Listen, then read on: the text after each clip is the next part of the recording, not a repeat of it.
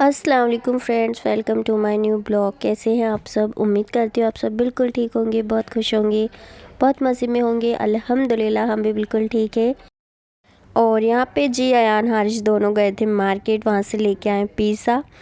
तो बस यहाँ पे इन लोगों को सबर कुछ नहीं हो रहा था, यहीं पे हॉल में लेके बैठ गए। और अंदर शायद इसलिए भी नहीं लेके गए कि अंदर लेके जाएंगे तो उसको देना उसमें ही सारा ख़त्म हो जाएगा, तो वहीं लेके बैठ गए। फिर मैंने उन लोगों को हॉल में से यहाँ किचन में लेके आई। मैंने बोला अच्छे से बैठ के खाओ तमीज़ से। तो फिर यहाँ पे आए अभी। और हारिश तो अब बेचारा आगे पीछे ही घूम रहा है, पता नहीं मुझे कितना मिलेगा कितना नहीं मिलेगा इस चक्कर में। और पिज़्ज़ा तो एनी टाइम इन लोगों का फेवरेट रहता है, मतलब कभी भी आए पिज़्ज़ा हमेशा ऐसे ही करते पिज़्ज़ा के लिए। खुशी देखें इन दोनों भाइयों की। और जबकि ऐसी चीज़ें इन लोगों को ना ला के देते रहते हैं मार्केट से, और ये लोग भी जाते हैं तो खिलवाते रहते हैं। लेकिन बस कुछ चीज़ें होती ना बच्चों की हमेशा ऑल टाइम फेवरेट, और फिर बच्चे तो बच्चे ही होते हैं।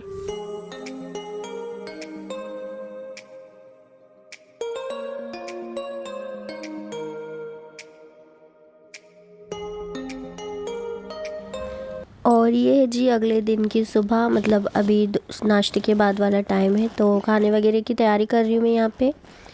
और खाने में मैं बना रही हूँ बल्लर की सब्ज़ी और उसके साथ टमाटर की चटनी, और साथ ही उसके मैं बनाऊँगी पराठे। टमाटर की चटनी तो ऐसा है कि हफ्ते में 3-4 बार बनी जाती है, क्योंकि कभी कभी होता है ना कि कोई सब्ज़ी किसी को पसंद है नहीं है, तो वो उसके साथ टमाटर की चटनी ले लेते हैं, तो फिर वो ठीक हो जाता है। और यहाँ पे मैं अपने दूसरे काम भी साथ ही साथ करती जा रही हूँ।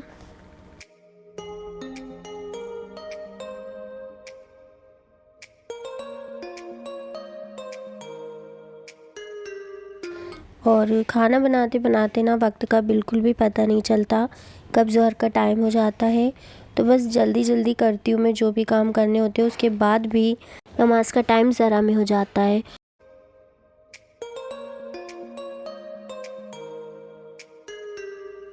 असल में दिन ही इतने छोटे छोटे हैं कि आप कितनी जल्दी करो तो भी वक्त पे काम नहीं हो पाता। हाँ, अगर वक्त पे काम करना है तो उसके लिए स्पीड से काम करना होता है, और अगर थोड़ी सी भी आलसी कर गए ना तो फिर वो काम टाइम पे मुश्किल है होना, मतलब मेरे साथ तो नहीं हो पाता ऐसा। अगर जल्दी जल्दी करूँगी तो टाइम पे काम हो जाएगा, और अगर थोड़ा सा आलसी कर गई या थोड़ा सा भी सोचा कि यार थोड़ी देर बाद करते हैं अभी टाइम है करके, तो फिर वो लेट हो जाते हैं।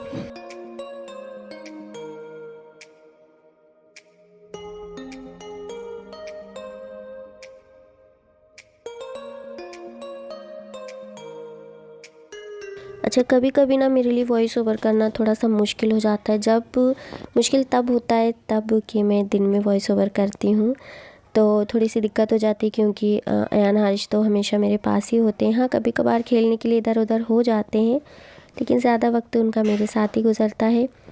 कुछ टाइम ऐसा होता है वो लोग बाहर खेल रहे होते हैं, लेकिन कई टाइम ऐसा होता है जब मैं रूम में अकेली होती हूँ वॉइस ओवर करने के लिए, या कुछ भी यूट्यूब का अपना काम करने के लिए, तो वो लोग मेरे पास होते हैं और मेरे लिए बड़ी मुश्किल हो जाती है उस वक्त, क्योंकि मैंने वॉइस ओवर भी करना होता है और वो लोग भी मेरे पास होते हैं। तो फिर बस मैं उन लोगों को बार बार बोलती रहती हूँ, बेटा चुप हो जाओ, मैं वॉइस ओवर कर रही हूँ। अभी तो थोड़ा सा इसलिए दिक्कत चल रही, क्योंकि मैं पहले ना सुबह उठ जाया करती थी तो वॉइस ओवर होता था मेरा, तो बढ़िया रहता था। लेकिन जब से पापा आए हैं ना तब से मेरा एकदम से ना मेरा चेंज हो गया है रूटीन।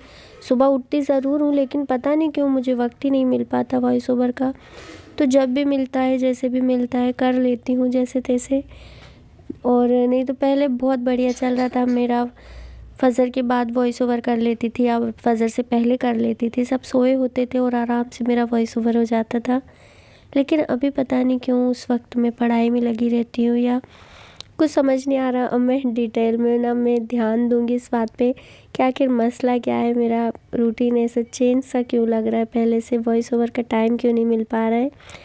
क्योंकि जो काम ना सुकून और इत्मीनान से करो ना उसकी बात अलग होती है, और ऐसे चिल्लम चिल्ली में मैं काम करती हूँ ना, काम तो हो जाता है मेरा, लेकिन इतने सही तरीके से नहीं हो पाता है।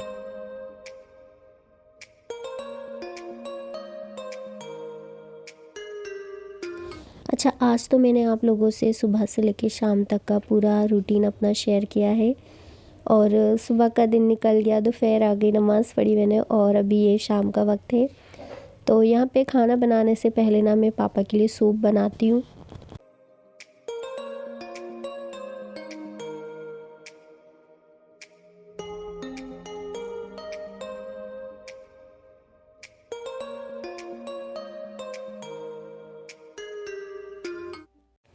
तो यही कोई 5 या 6 बज रहे होंगे अभी और 6 साढ़े 6 बजे तक मेरा सूप कंप्लीट हो जाता है। पापा का टाइम है 6 साढ़े 6 बजे देने का, तो तब तक कंप्लीट हो जाता है। तो बस अभी सूप बनाने की तैयारी कर रही हूँ और ये वेजिटेबल सूप होता है जिसमें कुछ सब्ज़ी वगैरह होती है, वो मैंने पकानी होती है।